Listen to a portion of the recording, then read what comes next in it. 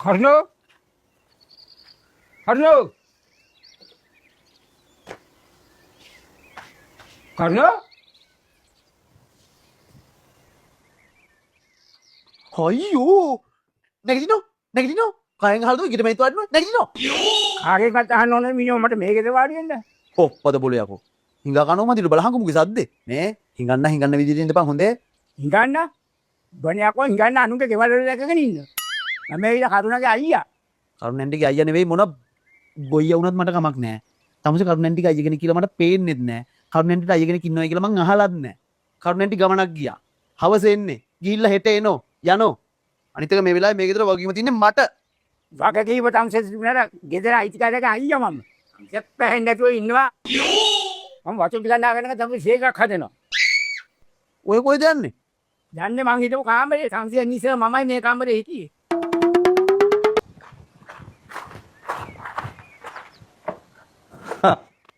ඌ අද ඉත තෙන්නේ අද ඉවෙත් එන්නේ නැති සීන් එකක් තියෙන්නේ එහෙනම් ඒ මොකද කියන්නේ කරුණැන්ටි අයියා කියලා ඩයලොග් කියලා බලමු කියලා රින් ගත්තානේ ඈ ඔබ දැන් මොන වතුර ගන්න ආගන්නේ කියලා කියා මට එකක් හදන්නයි කියලා බයියෝ කා වයස නැත්තම් උකින් යන්න දෙන්නේ හොඳේ නේ කොයි වගේ ඩයලොග්ද කියා කොයි වගේ කියන්නේ කළුයි කෙට්ටුයි ඉස්සරහින් තට්ටේ පොඩ්ඩකුත් තියෙනවා හරියට නිකන් දත් ටික ටැට්ටර් නගුල වගේ ඔන්න හොප් වෙලා තියෙන්නේ උඩ දාපු මිනිහක්ද කොහෙද බා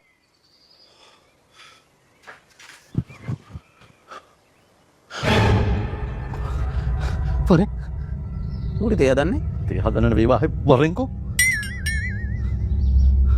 හල් පොරද නෑ පොර තමයි ඉතින් දැක්කනේ මල් මාලේ මල් තිබයි කර